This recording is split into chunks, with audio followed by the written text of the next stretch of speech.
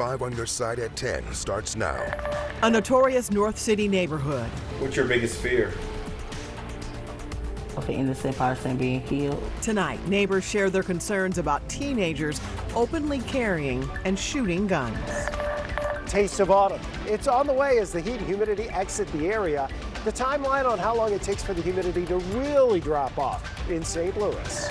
Our top story, the St. Louis County executive indicted. This is also an example of why there is such bad behavior in St. Louis County government. New reaction tonight on the election mailers leading to a criminal investigation. Tonight, St. Louis County Executive Sam Page is facing calls for his resignation after a grand jury indicted him on 4 charges, including 2 felonies. Thanks for joining us. I'm Kelly Jackson. And I'm Mike Bush. This all stems from allegations that he used taxpayer dollars to mail out postcards about Proposition B ahead of the April election. 5 on your side's Laura Barcheski is breaking down those allegations. Laura. Mike and Kelly, 2 of these charges are election offenses, alleging Page used public money to print this postcard advocating for the defeat of Proposition B, and then 2 felony stealing by deceit charges connected to more than $35,000 spent on sending out the postcards. From the beginning, St. Louis County Executive Sam Page and the St. Louis County Council have been at odds over Proposition B, which was defeated by voters. It called for allowing the council to remove county department heads. UMSL political science professor David Kimball says Missouri law on ballot measures is complicated. Typically, when there's a measure on the ballot, politicians frequently take a position for or against. We expect them to share their positions on those things.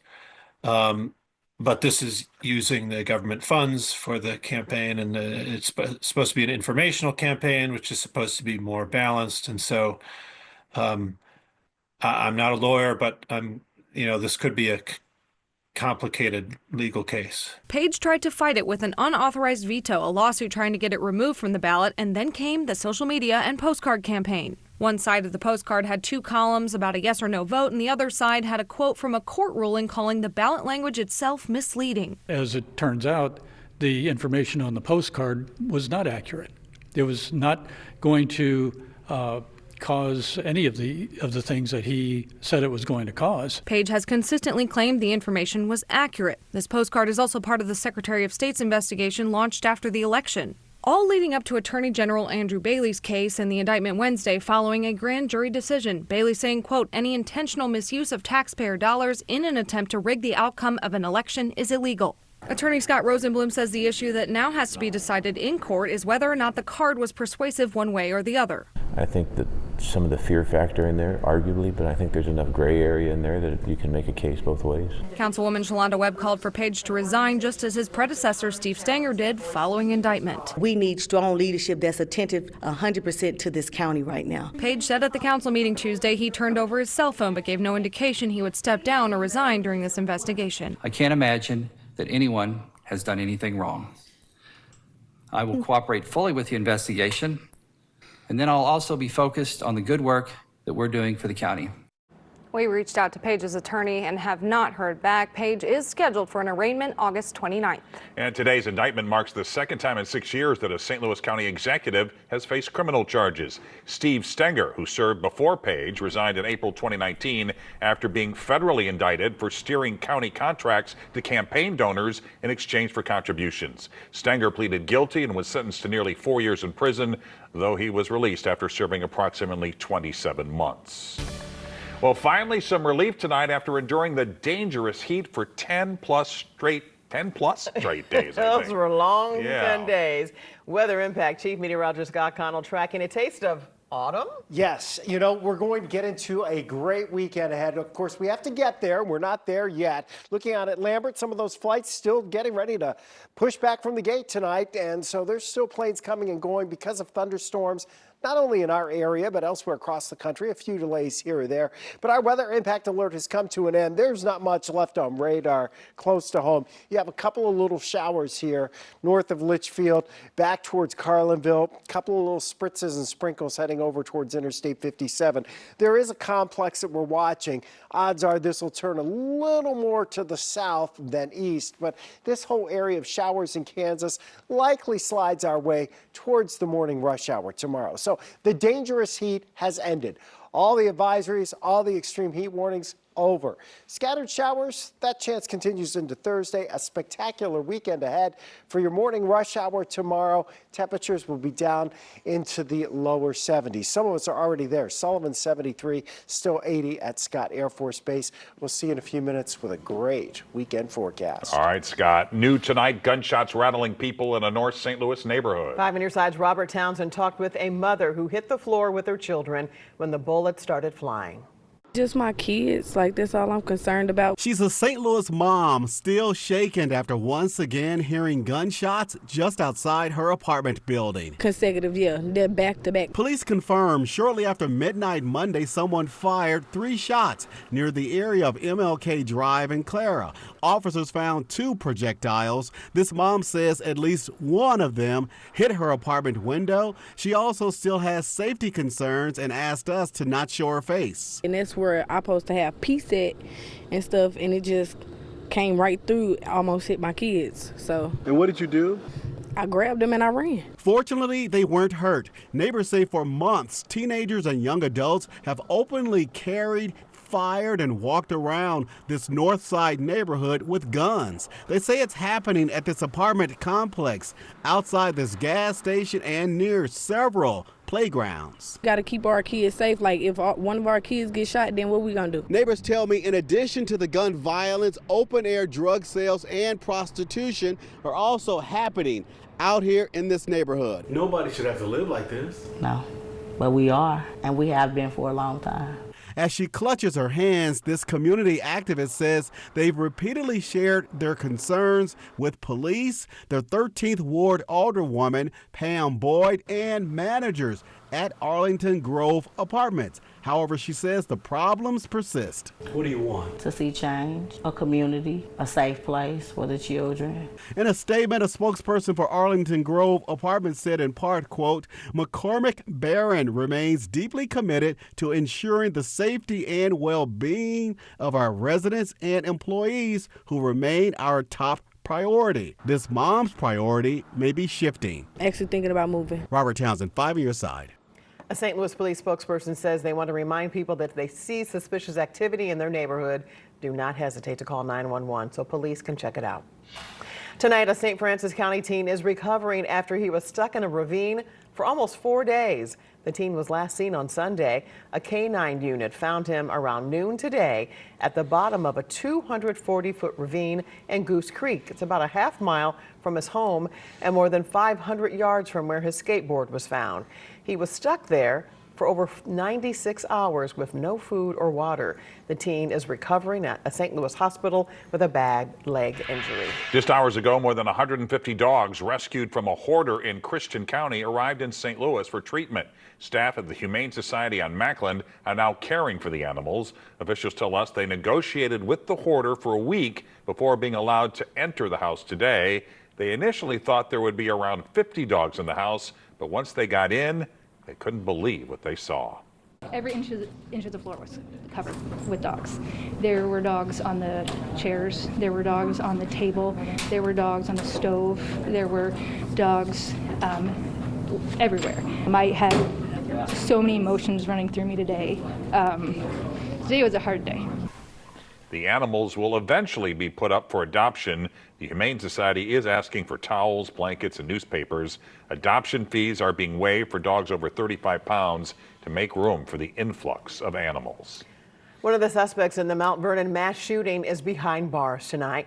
Jamaro Kemmerling faces multiple charges, including aggravated discharge of a firearm. 2 people were killed, 5 others injured at a weekend block party. Mount Vernon police say Kemmerling is not the only suspect. More arrests could come in the next few days. Within the last hour, the public got an update from the city about how money from the Rams settlement will be used for tornado recovery. The city revealed a rollout of $18 million of the $30 million in 4 phases. $2 million will be spent on supplies like cleanup and equipment. Another $5 million will go to nonprofits for emergency grants and allocate money for home repairs. $9 million will be spent on other community services like legal and mental health resources, and $1 million will be set aside for any unmet needs. There is still concern that there was no set plan for housing. Of $30 million, we have not answered the question that is the most important question, which is housing. We are in a dire state where it's been 75 days since the tornado struck the city of St. Louis, and there is not a solution to keep people housed in city limits. All of the money should be rolled out by the end of September. The city is still deciding how to use the remaining $12 million, and housing is a possible option.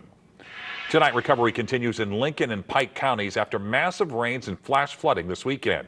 That includes the small town of Anata, which has a population of about 29 people. Pike County Emergency Management is working with Lincoln County EMA to support storm victims. Multiple businesses have donated items to the Christian church. There's older residents here or people that lost their vehicle and stuff, so they weren't able to get to Ellsbury to get help the way we were, or anything like that. So I figured if we brought something here and was able to get something together, it would be easier for, even if I could deliver it door to door for the residents around here, or it'd be easier for them to get a block or two over to the church and get what they needed. Anata residents are welcome to resources at the United Methodist Church in Ellsbury. A new foundation was launched today in North St. Louis County to support police officers on and off the job. The North County Police Cooperative introduced its new police foundation at a kickoff event this morning. It will raise money for better training, equipment, and officer wellness programs like mental health support and family retreats. Governor Mike Kehoe was among the speakers at the event. Anytime we can support public safety and our men and ladies who are making our community safe, I'm all in. We want to see officers have the opportunity to impact the community in ways that they can't really in the uniform, but through the foundation. And that'll be crucial for a successful team. Organizers say the foundation will give the community another way to support officers while helping build stronger relationships with the neighborhoods they serve. An earthquake effect. The terrifying tremor tales from an historic quake. Don't get watered down. Tonight, our Verify team answers if you can actually drink too much aqua. Staying hydrated is much easier when you aren't fighting triple-digit heat indices. Those are not in our forecast anytime soon. And what is may put a big smile on your face. Tonight, we're getting our first look at some of the effects of the historic earthquake that hit off the coast of Russia last night. Look at this. Medics in the middle of a surgery did their best to continue working as the room was shaking. The quake damaged a Russian school. Luckily, no students were inside. And some seals had a scare as rocks fell down from cliffs, sending the animals into the water. The 8.8 magnitude earthquake triggered tsunami warnings and advisories in Hawaii and across the West Coast. Tonight, the Federal Reserve is standing its ground, deciding to leave interest rates unchanged. And that comes despite pressure from President Donald Trump to lower the rates. Fed Chairman Jerome Powell says more time is needed to determine how the U.S. economy is handling the Trump administration's tariffs. 2 Trump-appointed board members dissented on the decision, something that hasn't happened in 3 decades. On the dissents, what you want from everybody and also from a dissenter is a clear explanation of what your thinking is and what are the arguments you're making. And we had that today. Powell also said no decision has been made about a possible rate drop in September. When it's hot, you'll hear people say, make sure to drink enough water. Tonight, our Verify team looks into whether you can drink too much H2O. Here's Megan Bragg. Most of us have heard we should drink 8 glasses of water a day. With this heat, is that enough water? And can you hydrate too much? Let's verify. Our source is cardiologist Dr. Pyle Coley and the Mayo Clinic. According to the Mayo Clinic, water makes up about 50 to 70% of our body weight. Water also keeps your temperature normal, lubricates and cushions joints, and protects sensitive tissue. But Dr. Coley says many may not need the traditional 8 glasses. Every day should not necessarily be the same amount. It should be adjusted up and down based on what you're doing. So where does the standard 8 glasses of water come from? That 8 glasses of water came from the fact that, based on a 2,000 calorie diet, for about every calorie that you consume, you need about 1 milliliter of water. That's about 2 liters or about 8 glasses. Coley says the best way to tell if you're getting enough water in your system is the color of your urine. It should be very light color. If it's starting to get dark yellow, that means you're not drinking enough. It also depends on your activity level and if you are in a warm environment. The Mayo Clinic states most healthy people stay hydrated by drinking water and other fluids whenever they feel thirsty. For some people, fewer than 8 glasses a day might be enough, but others may need more. Dr. Coley says you can actually get water poisoning if you drink too much. You drink so much water that you dilute out the salt in your blood. With your Verify, I'm Megan Bragg. What can we verify for you? Send us an email to verify@ksdk.com. Chief Meteorologist Scott Connell joins us now with the weather impact forecast, and changes are coming. Hallelujah. They are happening. You know, it's still muggy outside, and that's not going to change really through tomorrow morning. We'll slowly see the humidity come down. But temperatures are a little more reasonable, and it's not as thick and just miserable as it has been the last couple of days. Even at this hour, we've had heat index values around 100. Tonight, it's nice to be walking out of, Energizer Park or out of the Busch Stadium area, out of Ballpark Village, and enjoying an evening where you're not breaking out into an instant sweat. Here's the deal.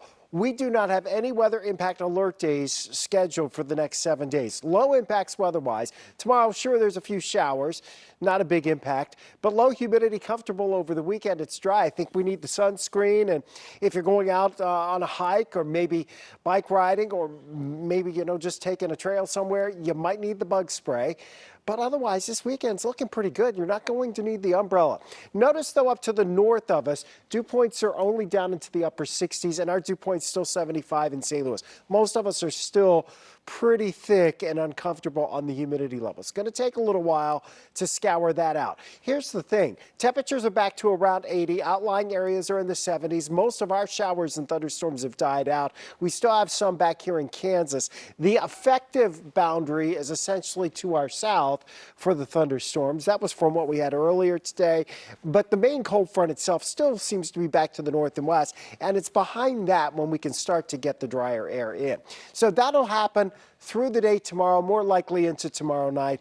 Your hour-by-hour forecast tomorrow and your hour-by-hour futurecast shows that shower chance. This is pretty much the residuals from what we have back in Kansas tomorrow morning, sliding by from St. Louis to the south. It scoots away from us.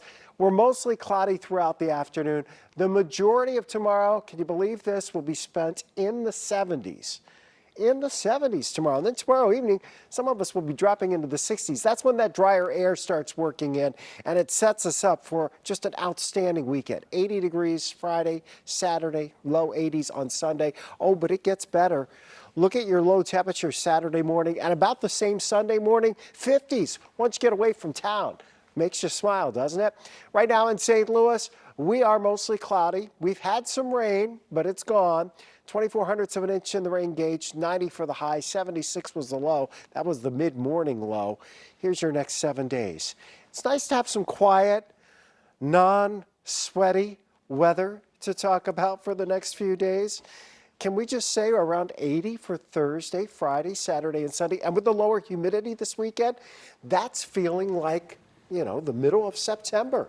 We'll definitely take it. It does heat up for next weekend. Of course. Yes. Well, we'll enjoy it while it's Take here, what we can believe get me. while we can get it. Thanks, Scott. All right, here's Frank with sports. Kelly, the Cardinals have made a trade and it's getting high marks. City SC is playing an historical opponent, and we're going to show you Mizzou's possible new starting quarterback.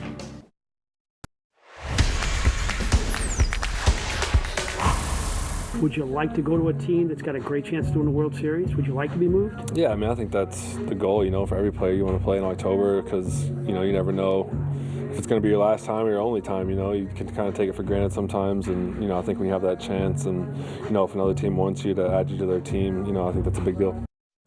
Yes, it's a big deal for pitcher Ryan Helsley. He woke up on a fourth-place team, and by 6 p.m. tonight, he was on a first-place team, the New York Mets. Helsley and Edwin Diaz will be a dynamic 1-2 punch to finish out games in the Big Apple.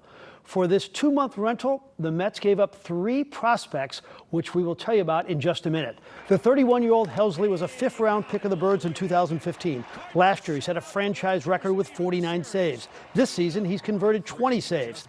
Helsley has had a magnificent Cardinal career with 105 total saves and a 2.67 earned run average. The 2-time All-Star also won 31 games. So who did they get in return? Jesus Baez is a shortstop playing in High A. He's 20 years old with power and is regarded as the 8th best prospect in the Mets organization. They also got a right-handed pitcher named Nate Dome, who was ranked 14th in their system, and another pitcher named Frank Elisalt. ESPN gave the Cardinals an A- for the trade. And there are other valuable pieces to move. Steven Matz has been rock solid with a 5-2 record and a sub-3.5 earned run average this season for the Cardinals. Another guy people are calling about is Phil Maton. He's been off the charts great for the Cardinals, 48 Ks in 38 innings and a 2.35 ERA. We got each of their takes on their situations earlier today. You know, we kind of listen to our agent, kind of see what's going on, but ultimately it's all really nothing until it happens. Usually when it happens, it's fast. So, you know, I kind of take that with a grain of salt. You know, whatever information we do get, it's not necessarily true or going to happen. It's just kind of just trying to get a feel for what's going on. Yeah, I've never really been in this situation at the deadline. So, you know, like I do talk to my agent, but, you know, from what I hear, it's kind of like you don't really get a ton of info until, you know, stuff happens and develops. And so just kind of staying focused on what I got to do today and just kind of waiting these next 24 hours, see what happens. In terms of the game with the Marlins tonight, Jesus Sanchez just teed off on Miles Michaelis in the 3rd inning, 439 feet. Wow, 2-0 Marlins. Cardinals had the bases loaded in the 5th, but all Brendan Donovan could do was look at that perfect pitch from Cal Quantrill. Speaking of perfection, this is the best play I've seen. Will you look at that? That's Graham Pauley. Looks like Brooks Robinson. Miami wins 2-0. Cardinals haven't scored since Monday, but the story is Helsley tonight. We knew it was coming, but having the conversation definitely isn't the easiest. But this is a guy that's done so much for the org. I mean, he really has. You look at the last few years, his ability to post and pitch in meaningful spots. That's a tough role as a closer because everything falls on you. This 5 on Your Side St. Louis City SC coverage is sponsored by Together Credit Union. City SC had an intriguing game tonight. They hosted a powerhouse English team, Aston Villa. They have been around since 1874, a year after Mike Bush started right here at Channel 5. First half action, Morgan Rogers makes it look easy as he shoots it past Roman Berkey for the goal. In the 59th minute, with City trailing 2-0, they get the steal. Cedric Toyshirt will get the goal. Not enough, though. Aston Villa wins it 2-1. The Mizzou football Tigers were picked to finish 12th out of 16 teams in the SEC. Sounds dreary. I wouldn't sweat it. They've outperformed their preseason predictions the last 2 years, but they do have to find a successor for Brady Cook at quarterback. We told you about Sam Horn the other day. Here's the other candidate, Bo Pribula, 6'2", 215 pounds, and as you can see right here, he can really run with the football. Last season, as a backup at Penn State, he threw 5 touchdowns with just 1 pick. So why Mizzou for you, Bo? It was really just number 1 opportunity. What place had the best opportunity for me? Number 2 was really the offensive scheme. How did I fit that? And then just the program in general. And, you know, as soon as I came here, it was one of my first visits, but, you know, I wanted to take the other visits, you know, compare and contrast, but, you know, nothing really compared to here. You know, the program that Coach Drink runs here, I loved it. And it was pretty much an easy decision back in January, I think that was. He did mention reason number 3, and it's cold, hard cash. I was thinking that. Yeah, there are rumors that it could be $1 million, too. Wow. Yeah, That's crazy. a lot for a possible backup quarterback. Yeah, that's right. Frank, thanks. All right, a new opportunity for St. Louis singles looking for love, and it could land them on Netflix. Get ready for some new rides at Union Station. 3 new attractions are set to open August 28th. The Flying Louie is a swinging pirate ship. The Locomotion is a train-themed roller coaster. And the Wave Swinger is 1904 World's Fair-inspired swing ride. The new attractions will be open every day from 10 a.m. to 10 p.m. Are you ready to fall in love blindly? The Netflix show Love is Blind is looking for St. Louis singles for its next season. The show is a social experiment where men and women try to find love without seeing each other.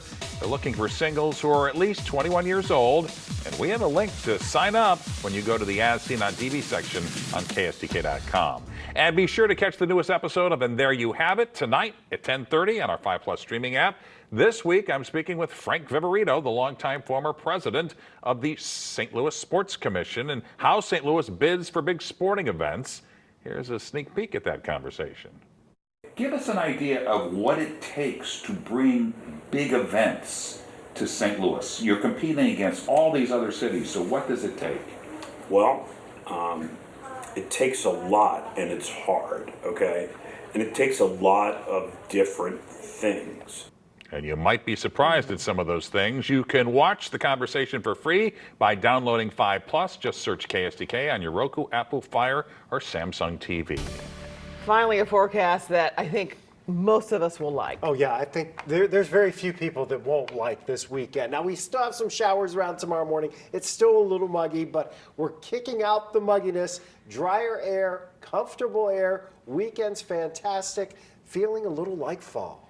And there you have it, 5 on your side at 10. We're always streaming on 5+. Start your day with Today in St. Louis beginning at 4 a.m. Have a great tomorrow.